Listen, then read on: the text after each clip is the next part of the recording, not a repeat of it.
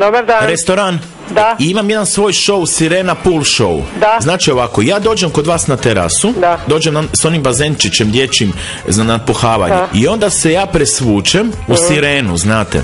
Da. Imam original plavu periku, imam dolje iz kazališta su mi sašili, znate onu peraju lijepu, prekrasnu. Imam ovaj gore isto kao ono umjetne grudi, ono znate kao grudnjak. I onda imam tako i nacrtan, ona malo s onim zlatnim, znate kao šljokice, onaj kao ovo preljev. I baš sam onako original sirena. Jer ovdje ozbiljniji gosti dolaze kod nas, ne znam. Pa to je ozbiljni performans, znate. Imam ja kao koreografiju malu, znači da čovjek dok jede, da ujedno ima i nešto, razumijete, uvijek kod nas samo glazba, hvalile se kaštelanke i ništa drugo, znate. Pa vidjet ću s mužem ako... Evo. Odlično. Ajde, Bog. Hvala. Halo? Dobar dan, gospodine. Dobar dan. Evo, sad sam pričao sa suprugom vašom. Dobro. Sad ću vama u kratkim crtama.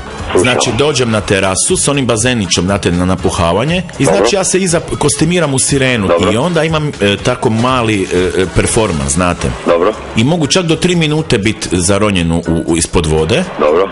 I onda se lagano kao nešto glasamo. To se nešto kao čuje, kao sirena, nešto kao... Dobro. Tako, idu mi hurići to. Gosti dok jedu to lagano gledaju i tu i tamo neko baci, znači, novčić u taj bazenić, znate. Dobro. Može. I onda znate šta, ako se gostima bude dopalo, mogu se gosti skinuti, pa onda svi zajedno možemo u bazenu malo zaplivati, malo se špricati, tako to. Pa dobro, evo dođite, pa nadam se da će biti uspješno, zašto ne. Milivoja Luleka slušajte s osmijehom. U Pevecu kupujte s osmijehom.